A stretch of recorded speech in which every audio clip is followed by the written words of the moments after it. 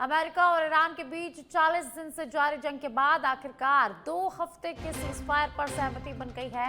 अमेरिकी राष्ट्रपति Donald Trump ने कहा कि अब फैसला पाकिस्तान के प्रधानमंत्री शहबाज शरीफ और आर्मी चीफ की अपील के बाद लिया गया है। सीज फायर से पहले ट्रंप ने ईरान को कड़ी चेतावनी दी थी कि अगर होर्मुज स्ट्रेट से जहाजों को सुरक्षित रास्ता नहीं मिला तो वह उसकी पूरी सभ्यता खत्म कर देंगे। उन्होंने अहम इंफ्रास्ट्रक्चर पर हमले की भी यहां धमकी दी थी। यह डील पाकिस्तान की मध्यस्थता और आखिरी समय में चीन के दखल के बाद संभव हो पाई है। पाकिस्तान ने 2 हफ्ते के सीजफायर का प्रस्ताव रखा था, जिसे ईरान ने स्वीकार कर लिया है। तो समझौते के तहत अमेरिका और इजराइल अपने हमले रोकेंगे और ईरान भी हमले बंद कर देगा। इस दौरान हॉर्मुज स्ट्रेट से तेल, गैस और अन्य जहाजों की सुरक्षित आवाजाही ईरानी सेना की मदद से सुनिश्चित की जाएगी।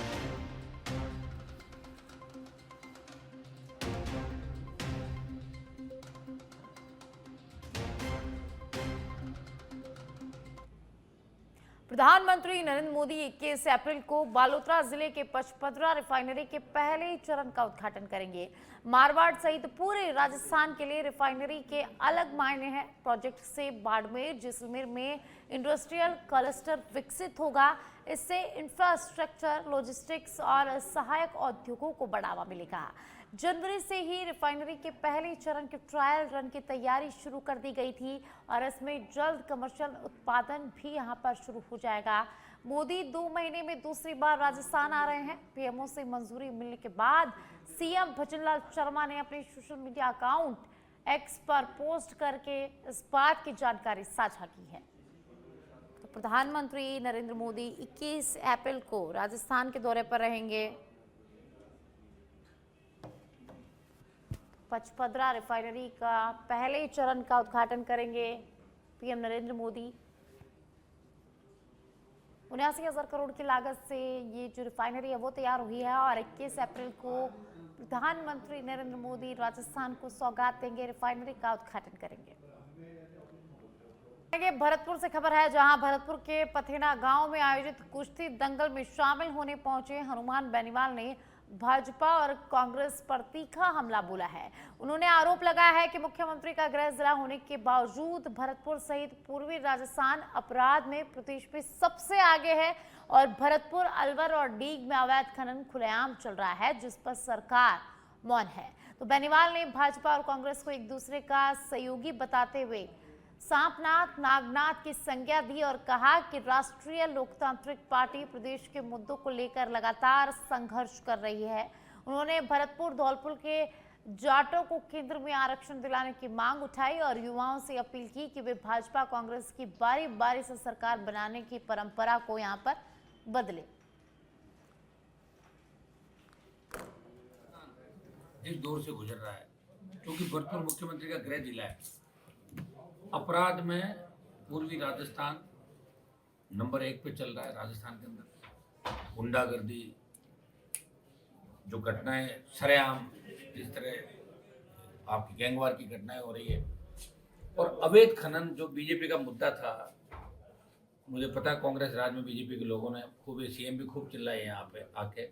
विजयदास बाबा ने जो आत्महत्या की डीग जिले के अंदर, अवैध खनन सबसे ज्यादा भरतपुर, अलवर और डीग इन इलाकों के अंदर हो रहा है। अरावली की पर्वतमालाएं खोदी जा रही है और भारतीय जनता पार्टी मौन है, क्योंकि भारतीय जनता पार्टी के कई पदाधिकारियों के क्रैशर और इलीगल माइंस यहाँ पे, और यहाँ इलाके के अंदर जिस तरह की गुंडागर्दी चल रही है, यहाँ सीधा सीधा ये मैसेज आ रहा है कि मुख्यमंत्री के संज्ञान में सारा मामला है, फिर भी वो मौन साधे बैठे हैं। और अब खबर जालोर से है, जहां जालोर में जिला प्रशासन और आजीविका के तत्वाधान में लखपति दीदी सम्मान समारोह आयोजित किया गया, जिसमें 82 महिलाओं को डिजिटल सशक्तिकरण के उद्देश्य से टैबलेट यहां पर वितरित किए गए हैं।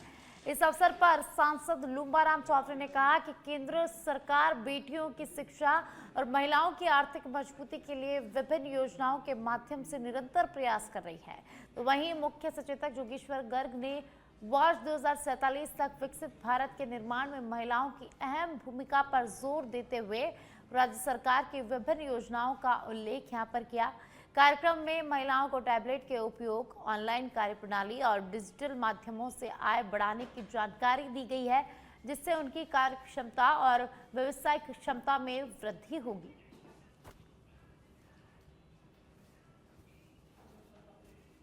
तो जालोर से खबर है, जहां महिलाओं को टैबलेट वितरित किए गए हैं। लखपति दीदी सम्मान समारोह का आयोजन यहां पर किया गया और इसके तहत 82 महिलाओं को डिजिटल सशक्तिकरण की जानकारी दी गई और उन्हें इस उद्देश्य से टैबलेट भी यहां पर वितरित किए गए। बाड़मेर जिले के सदर थाना क्षेत्र में गुजरात और राजस्थान एटीएस की संयुक्त कार्रवाई में सीमा पर पाकिस्तान से आई 5 किलो क्रिस्टल मैथ ड्रग मामले में पुलिस अधीक्षक चुनाराम जाट, एटीएस एसपी ज्ञानचंद यादव ने संयुक्त प्रेस कॉन्फ्रेंस कर पूरे मामले का खुलासा किया है। पुलिस अधीक्षक चुनाराम जाट ने बताया कि गुजरात और राजस्थान एटीएस की संयुक्त टीमों ने कल सदर थाना क्षेत्र के नेशनल हाईवे 68 पर कार्रवाई करते हुए एक कार से गुजरात सप्लाई के लिए ले जा रहे 5 किलो क्रिस्टल मैथ ड्रग को बरामद किया था, जिसमें सज्जन का निवासी सलमान शंकर राम को गिरफ्तार कर लिया गया। ड्रग्स परिवहन में प्रयुक्त इको गाड़ी को भी इस दौरान जब्त कर लिया गया है। पुलिस की प्रारंभिक पूछताछ में दोनों ही आरोपियों ने क्रिस्टल ड्रग पाकिस्तान के थार पारकर से लाने की बात यहां पर कही है और निमलो निवासी पाकिस्तान तस्कर मसाद खान से मंगवाने की बात भी यहां सामने आई और गुजरात के मुन्ना भाई को सप्लाई करने की बात कही। आरोपियों ने यह खेप सोशल मीडिया से संपर्क कर मंगवाई थी, जिसका वीडियो और व्हाट्सएप चैट भी पुलिस को मिली है। सरहद पार से आई इस क्रिस्टल आइस ड्रग्स की कीमत करीब 25 करोड़ रुपए बताई जा रही है। तो बाड़मेर में पुलिस और एटीएस की संयुक्त कार्रवाई देखी गई है, जहां से 25 करोड़ की क्रिस्टल ड्रग्स को बरामद किया गया। उसी के साथ 2 आरोपियों को गिरफ्तार किया गया है और अब आरोपियों से पूछताछ की जा रही है। इलाके के अंदर एटीएस राजस्थान और बाड़मेर पुलिस के द्वारा नाकाबंदी की गई इनपुट के आधार पे और 2 लोगों को अरेस्ट किया है इको कार से, जिनके पास से 5 किलो मेटापेटाफाइन जो ड्रग्स है, सिंथेटिक ड्रग्स, वो बरामद हुआ है, जिसकी कीमत अंतर्राष्ट्रीय लेवल पे लगभग 25 करोड़ के आसपास है। जो मुलजिम अरेस्ट हुए हैं वो सलमान है और दूसरा शंकर राम है, जो सज्जन का पार रामसर थाना इलाके के रहने वाले हैं इनसे। और ये ड्रग्स जो है वो बॉर्डर पार से आई है और जो थार पारकर जिला है पाकिस्तान का, वहाँ के रहने वाले। जैसा कि एसपी साहब बाड़मेर ने बताया कि हमें एटीएस गुजरात से इनपुट था और उस इनपुट का एटीएस राजस्थान द्वारा गहनता से विश्लेषण किया गया। उसका ग्राउंड लेवल पे जो टीमें बनाकर उसको चेक किया गया और टेक्निकल कुछ विश्लेषण किया गया, जिससे ये सामने आया कि जो सलमान और ये लड़का है, इसको पाकिस्तान से ड्रग की सप्लाई दी गई है और उसके बाद में इसने आगे गुजरात में इसको डिलीवर करने की बात आई। इसमें जब हमारे सामने ये सूचना आई, उसके बाद में गुजरात एटीएस एसपी साहब चुनाराम जी और एटीएस राजस्थान की जो टीम थी, उसने अलग अलग जगह अपने व्यक्ति और अपने मुलाजमान हमने और आप खबर झुंझुनू से है, जहां झुंझुनू में कोतवाली थाना पुलिस ने बड़ी कार्रवाई करते हुए 303 ग्राम अवैध अफीम के साथ एक आरोपी को गिरफ्तार किया है। मुखबिर की सूचना पर पुलिस ने रिको क्षेत्र में घेराबंदी कर स्विफ्ट कार को रुकवाया, जहां तलाशी के दौरान प्लास्टिक की थैली में अफीम बरामद हुई। आरोपी सुमेर सिंह को मौके पर ही गिरफ्तार कर कार समेत जब्त कर लिया है। इसके बाद पुलिस ने आरोपी के घर और देसूसर स्थित फार्म हाउस पर छापेमारी कर अफीम में मिलावट के लिए इस्तेमाल होने वाला गुड़ और अन्य सामग्री को भी बरामद कर लिया है। पुलिस ने एनडीपीएस एक्ट के तहत मामला दर्ज कर दिया है और आरोपी से पूछताछ शुरू कर दी है और उसके नेटवर्क और सप्लाई चेन की जांच लगातार की जा रही है। आज हमें इत्तला मिली थी, हमारे स्टाफ को मुखबिर से इत्तला मिली थी कि एक व्यक्ति जिसके पास स्विफ्ट गाड़ी है RJ 18C68 और जिसका चालक सुमेर सिंह पुत्र नौरंगराम जाति जाट निवासी देसूसर हाल यहाँ रिको में रह रहा है, उसके पास गाड़ी में अफीम हो सकती है। इस इतला को हमने डेवलप करके हमने आज कार्रवाई की। 303 ग्राम अफीम उसके पास मिली है, जिसका उसको जब्त कर और नियमानुसार प्रकरण दर्ज कर आगे कार्रवाई की। आप लोगों के माध्यम से कहना चाहता हूं कि यदि आप किसी को नशा बेचते हुए या नशा करते हुए आप देखते हैं तो प्लीज़ आप लोग हमें, जो भी कोई व्यक्ति देखता है वो हमें सूचित करें। आज सीकर से खबर है, जहां सीकर में भीषण सड़क हादसा हुआ है। स्कॉर्पियो और पिकअप आपस में टकराई। रॉन्ग साइड से आ रही पिकअप गाड़ी स्कॉर्पियो से टकराई है। हादसे में दोनों गाड़ियां आगे से क्षतिग्रस्त हो गई है। घटना की सूचना मिलते ही पुलिस मौके पर पहुंची। सीकर के जयपुर रोड का ये पूरा मामला है, जहां स्कॉर्पियो और पिकअप आपस में टकराई है। तो भीषण हादसा सीकर में हुआ है। रॉन्ग साइड से आ रही पिकअप गाड़ी स्कॉर्पियो से टकरा गई। इसके बाद पुलिस को सूचना दी गई। सूचना मिलते ही पुलिस की मौके पर पहुंची है। हादसे में दोनों गाड़ियां आगे से क्षतिग्रस्त हो गई है। तो सीकर से ये तस्वीरें, जहां सीकर में जयपुर रोड पर भीषण सड़क हादसा हुआ है। स्कॉर्पियो और पिकअप में जोरदार भिड़ंत हुई है। हादसे में दोनों गाड़ियां आगे से क्षतिग्रस्त हो गई है और अब पुलिस पूरे मामले की जांच में जुट गई है।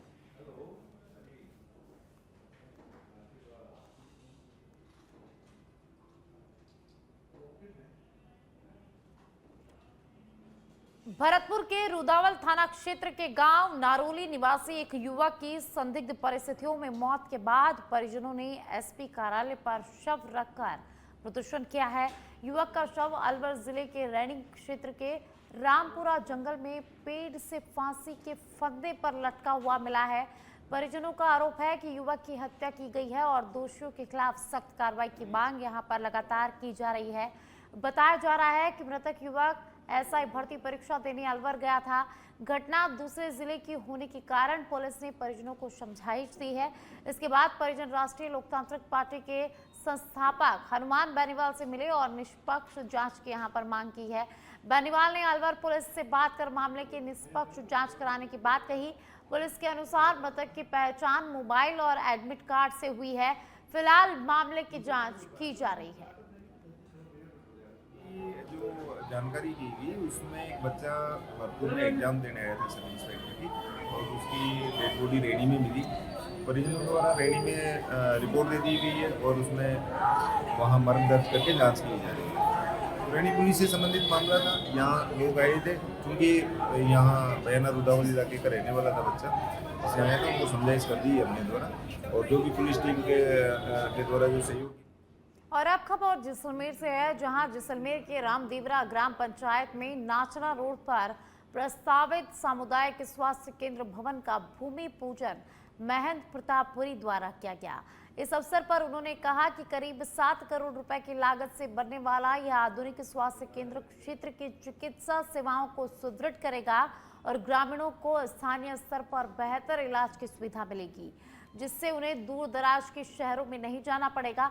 साथ ही भादवा मेले में आने वाले लाखों श्रद्धालुओं को भी इसका सीधा लाभ मिलेगा। सरपंच समंदर सिंह तंवर ने बताया कि ग्राम पंचायत मशीनों की खरीद और 4 दीवारी निर्माण के लिए लगभग 1.5 करोड़ रुपए अपनी निजी आय से खर्च करेगी। कार्यक्रम में जनप्रतिनिधियों, अधिकारियों और बड़ी संख्या में ग्रामीणों की भागीदारी रही, जिन्होंने इस पहल को क्षेत्र के लिए महत्वपूर्ण कदम बताया है। सामुदायिक स्वास्थ्य केंद्र का जो भूमि पूजन किया गया, उसके साथ ही पंचायत समिति की जो घोषणा हुई थी, उसके लिए भी हमने पूरे गांव की तरफ से विधायक महोदय का आभार व्यक्त किया है। एमएलए मद से जो रावसरिया मंदिर में और रुनीचा कुआ चिल्लाई माता के मंदिर में जो काम किया, उनका भी आज शिलान्यास किया जाएगा। सामुदायिक स्वास्थ्य केंद्र का शिलान्यास कार्यक्रम हुआ, इसके लिए मैं स्थानीय विधायक महंत प्रतापपुरी जी महाराज का, सरपंच श्री समंदर सिंह जी का और भगवत सिंह जी प्रधान सांकड़ा का भी धन्यवाद करता हूं कि इनके अथक प्रयासों से और माननीय मुख्यमंत्री जी के आदेशानुसार जो रामदेरा में ये आयोजन हुआ है उसके लिए खूब खूब धन्यवाद। आजू बाजू के गाँव में और बाबा के करोड़ों भक्तों को, रामदेरा में आने वाले यात्रियों को स्वास्थ्य लाभ मिलेगा, इसके लिए मैं खूब खूब धन्यवाद देता हूँ। बाबा रामदेव जी की पावन पवित्र तपोभूमि और जन्मभूमि, जहाँ दुनिया और देश के कोने कोने से भक्त और श्रद्धालु यहाँ आकर के मन्नत मांगते हैं, प्रार्थना करते हैं, उनकी मनोकामना पूरी करते हैं। तो मेरा तो सौभाग्य है कि बाबा जी की पावन पवित्र धरा पर मुझे मौका मिला है कि यहाँ जन सेवा और जन सुविधा के लिए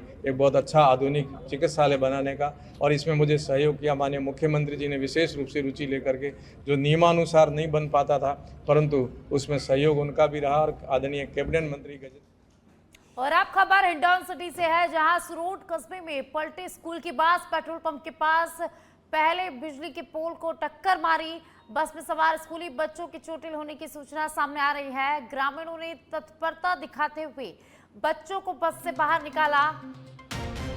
सूचना पर सुरोट थाना पुलिस मौके पर पहुंची। एम्बुलेंस से घायल बच्चों को नजदीकी अस्पताल ले जाया गया है। पेट्रोल पंप के पास पहले बिजली के पोल को इस बस ने टक्कर मारी। बस में सवार स्कूली बच्चों के चोटिल होने की सूचना भी सामने आ रही है, तो इस पर ग्रामीणों ने तत्परता दिखाते हुए सभी बच्चों को स्कूल की बस से बाहर निकाला और चोटिल बच्चों को नजदीक के अस्पताल में भिजवाया गया है। तो हिंडौन सिटी से खबर है, जहां बस की टक्कर हुई है। स्कूली बस का एक्सीडेंट यहां पर हुआ है और कुछ बच्चों की चोटिल होने की सूचना भी सामने आ रही है। तो सुरोट कस्बे में एक स्कूली बस पलट गई, बड़ा हादसा हुआ है। कुछ बच्चों को यहां पर हल्की चोटें आई है, जिन्हें ग्रामीणों ने तत्परता दिखाते हुए अस्पताल में भर्ती करा दिया गया है, जहां उनका इलाज जारी है। और अब बीकानेर से खबर है, जहां बाइक और कार में जोरदार भिड़ंत हुई है। बाइक सवार की मौके पर ही मौत हो गई। उदय रामसर और भीनासर के बीच ये सड़क हादसा हुआ है। मृतक हितेश शर्मा उदय रामसर का निवासी बताया जा रहा है। कार सवार लोगों को गंभीर चोट आई है। गंगा शहर थाना पुलिस मौके पर पहुंची। घायलों को पीबीएम ट्रॉमा सेंटर भिजवाया गया है और मामले की जांच में पुलिस अब जुट गई है। मृतक हितेश शर्मा उदय रामसर का निवासी बताया जा रहा है, जिसकी मौत हो गई है हादसे में। कार सवार लोगों को भी इस हादसे में गंभीर चोट आई है। तो अब पुलिस पूरे मामले की जांच में जुट गई है।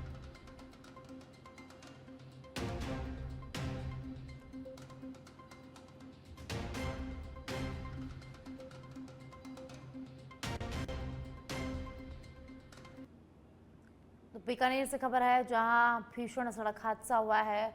उदयरामसर भीनासर के बीच भयंकर भीषण हादसा हुआ और इस हादसे में एक युवक की मौत हो गई है। बाइक और कार की जोरदार भिड़ंत हुई और हादसे में कार सवार लोग भी गंभीर रूप से घायल हो गए हैं। बाइक सवार की मौत हो गई है।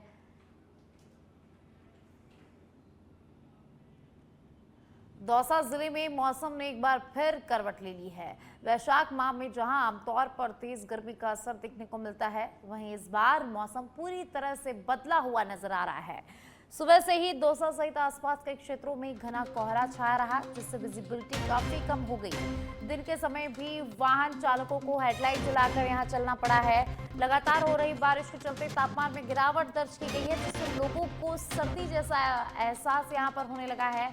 मौसम के इस अचानक बदलाव ने जनजीवन को भी प्रभावित किया है। तो वहीं लगातार हो रही बारिश से किसानों की चिंता यहां पर बढ़ गई है। क्षेत्र में खड़ी सरसों की फसल को भारी नुकसान की आशंका जताई जा रही है। खेतों में पानी भरने से फसल खराब होने का खतरा भी मंडरा रहा है।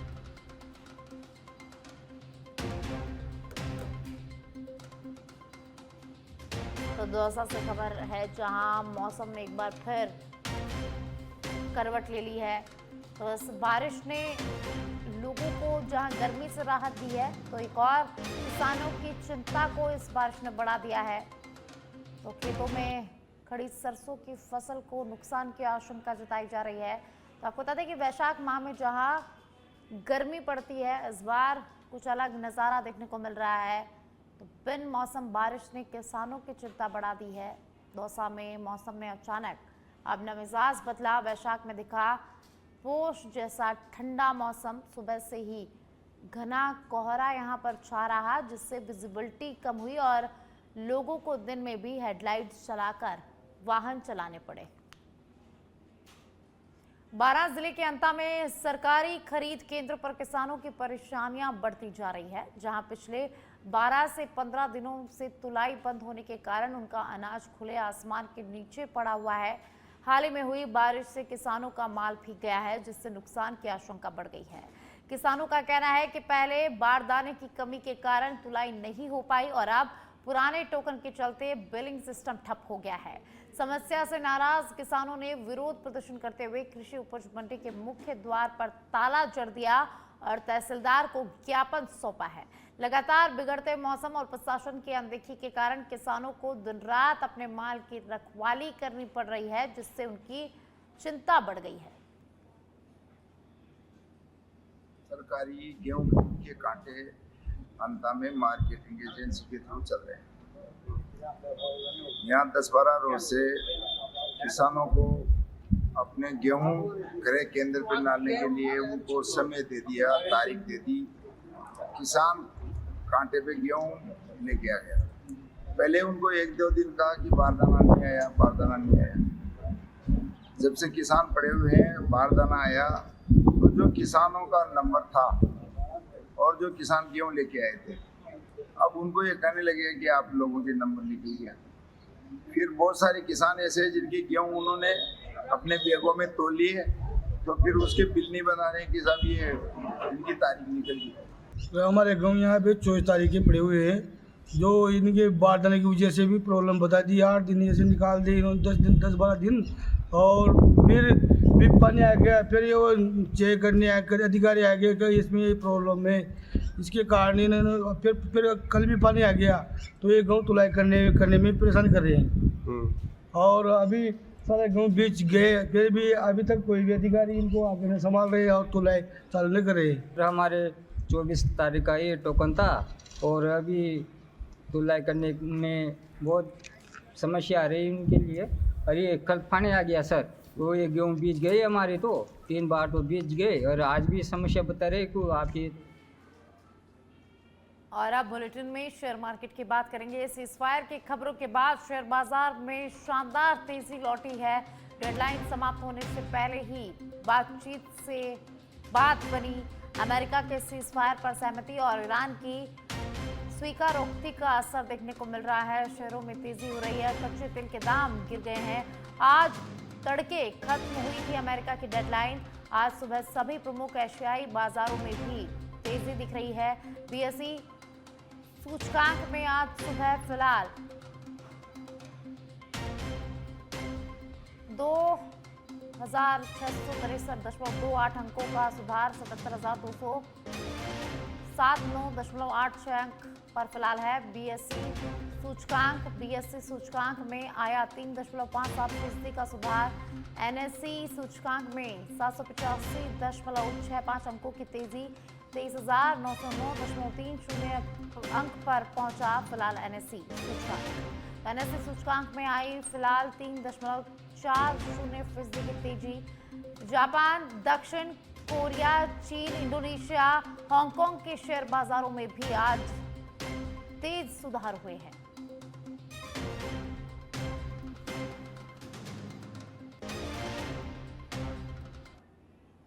और अब जयपुर से खबर है, जहां शिक्षा मंत्री मदन दिलावर शिक्षा संकुल पहुंचे हैं। एनआईसी के माध्यम से वीसी द्वारा संवाद जारी है। एसीएस शिक्षा राजेश यादव सहित अधिकारी यहां पर मौजूद हैं। तो प्रदेश के करीब 18,000 प्रधानाचार्यों से सीधा संवाद यहां पर हो रहा है। तो प्रवेशोत्सव को लेकर निर्देश दिए जा रहे हैं। स्कूलों में संसाधनों पर समीक्षा हो रही है। बोर्ड परीक्षा परिणाम पर भी यहां चर्चा की जा रही है। शिक्षा व्यवस्था सुधार पर फोकस अधिकारियों को दिए जा रहे हैं आवश्यक निर्देश। प्रदेश भर में शिक्षा की स्थिति पर मंथन किया जा रहा है। प्रदेश के करीब 18,000 प्रधानाचार्यों से शिक्षा मंत्री का सीधा संवाद। प्रवेशोत्सव को लेकर भी यहां निर्देश दिए जा रहे हैं। तो वीसी के माध्यम से शिक्षा मंत्री मदन दिलावर मीटिंग कर रहे हैं। स्कूलों में संसाधनों पर समीक्षा की जा रही है और बोर्ड परीक्षा परिणाम पर भी चर्चा जारी है।